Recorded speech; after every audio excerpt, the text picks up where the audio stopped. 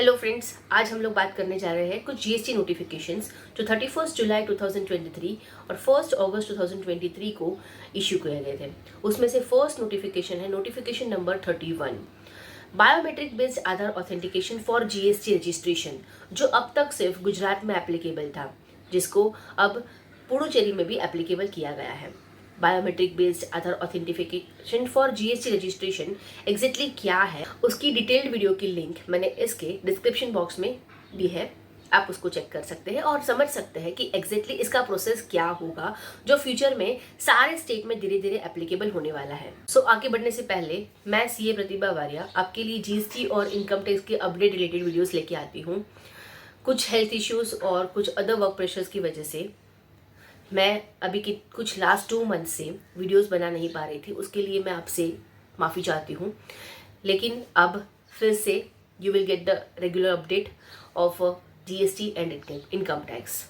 अगर आपको मेरी वीडियो अच्छी लगती है तो प्लीज़ इसे लाइक कीजिए, शेयर कीजिए, और कुछ डाउट है तो आप मुझे कमेंट भी कर सकते हैं, कमेंट सेक्शन में पूछ सकते हैं, और उसके लिए मेरा टेलीग्राम ग्रुप भी ज्वाइन कर सकते हैं। नेक्स्ट नोटिफिकेशन है GSTR 9, that is annual return of GST के लिए। अब तक जिनका टर्नओवर 2 करोड़ से कम है उनको एग्जेम्पशन दिया गया था GSTR 9 फाइल करने से। मतलब उनके लिए ऑप्शन था, वो चाहे तो फाइल कर भी सकते हैं या नहीं भी फाइल करें।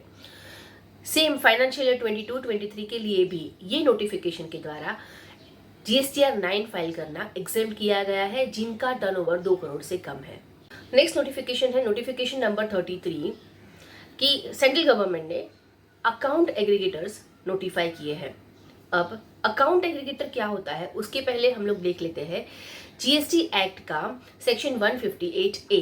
सेक्शन 158A बोलता है कि जीएसटी पोर्टल आपकी कुछ डिटेल्स, लाइक आपने जीएसटी रजिस्ट्रेशन में जो डिटेल्स डाली होगी वो, या फिर ई इनवॉइस, ई वे बिल, या जीएसटी R1 में जो डिटेल्स डाली है, ऐसे कुछ डिटेल्स शेयर कर सकता है, लेकिन आपका कंसेंट लिया जाएगा।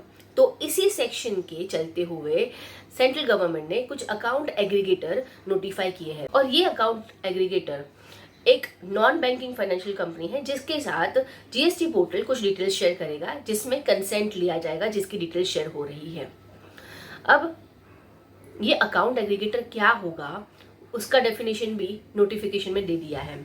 अगर हम देखेंगे तो it is a non banking financial company which undertakes the business of account aggregator in accordance with policy directions issued by reserve bank of India.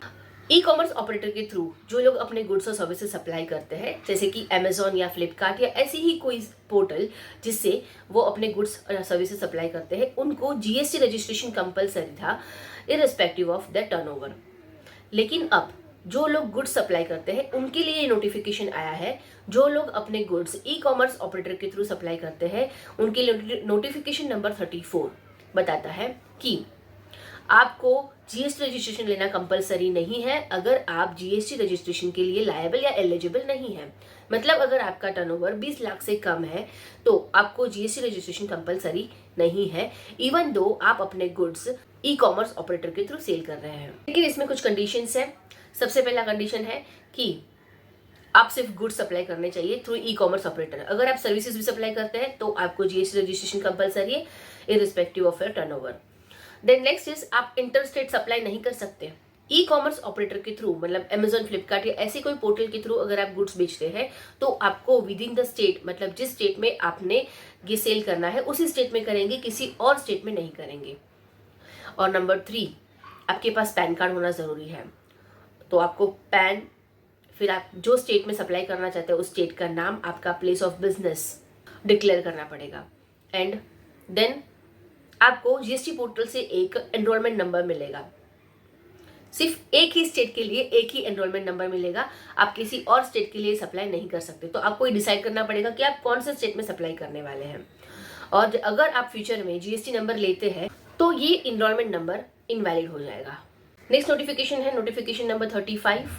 ये सिर्फ एक पर्टिकुलर कंपनी को ही एप्लीकेबल है।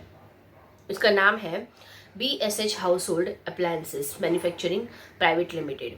सो ये सिर्फ उस कंपनी के लिए ही एप्लीकेबल है। एक नोटिफिकेशन है IGST एक्ट का। IGST में नोटिफिकेशन नंबर 1, एक्चुअली आप जब गुड्स एक्सपोर्ट करते हैं तब आप IGST पे करके गुड्स एक्सपोर्ट कर दें और फिर जो IGST आपने पे किया है उसका आप रिफंड ले सकते हैं।